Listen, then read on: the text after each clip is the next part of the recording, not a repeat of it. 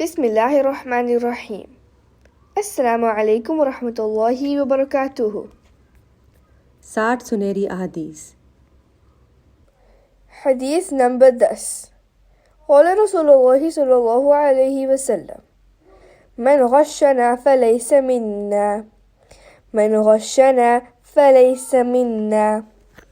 جو ہمیں دھوکہ دیتا ہے اس کا ہم سے کوئی تعلق نہیں۔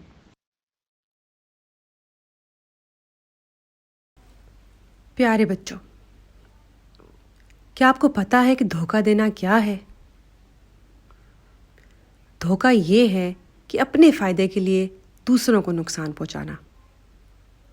اب چاہے اس کے لیے جھوٹ بول کر فائدہ لینا ہو، کسی کو گمراہ کرنا، غلط معلومات دینا، چالاکی سے کام لے کر اپنا مقصد پورا کرنا، ملاوٹ کرنا، امتحان میں نقل کرنا وغیرہ، سب دھوکہ میں آئیں گے۔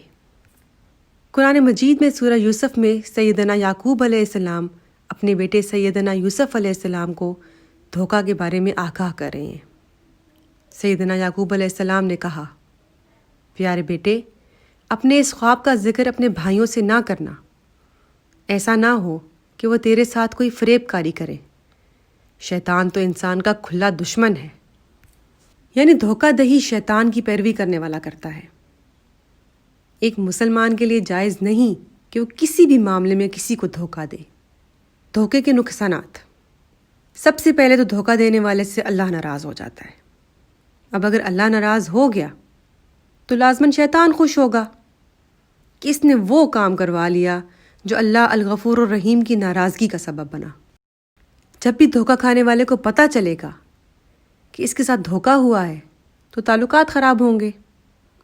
دھوکہ کرنے والے پر کوئی اعتبار نہیں کرے گا۔ اور سب سے بڑی بات کہ نبی کریم صلی اللہ علیہ وآلہ وسلم نے بتا دیا کہ دھوکہ کرنے والے کا ہم سے یعنی نبی کریم صلی اللہ علیہ وآلہ وسلم سے کوئی تعلق نہیں۔ کیا آپ کبھی یہ چاہیں گے کہ آپ کا نبی کریم صلی اللہ علیہ وآلہ وسلم کے ساتھ کوئی تعلق نہ رہے؟ اگر نہیں تو پھر ہم سب کو دھوکہ دینے سے بچنا ہے۔ ہر ممکن کوشش کرنی ہے کہ ہم ایسا کوئی کام نہ کریں جو کہ دھوکہ دہی کے زمرے میں آئے۔ ایک حدیث سے پتہ چلتا ہے کہ ہمیں اپنے بھائی کے لیے وہی پسند کرنا چاہیے جو اپنے لیے پسند کریں۔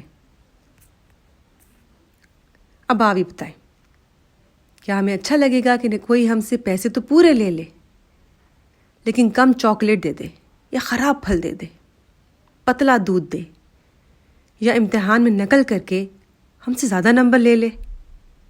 نہیں نا۔ تو بس جب ہمیں اپنے لیے پسند نہیں ہے کہ کوئی ہمارے ساتھ یہ دھوکہ کرے تو ہمیں بھی دوسروں کے ساتھ ایسا کچھ نہیں کرنا چاہیے۔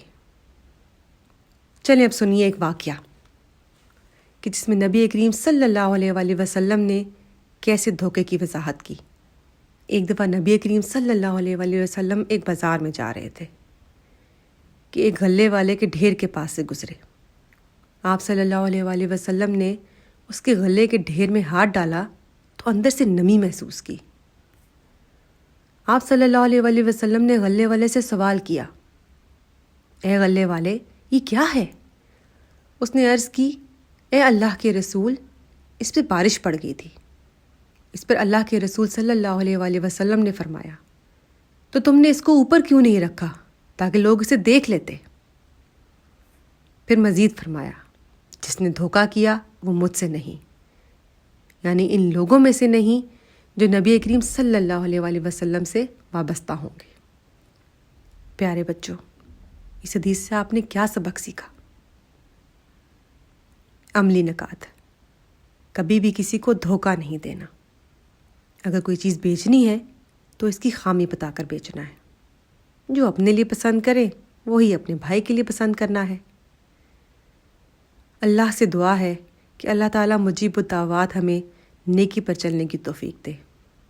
آمین۔ ویڈیو دیکھنے کے لیے جزاک اللہ خیر۔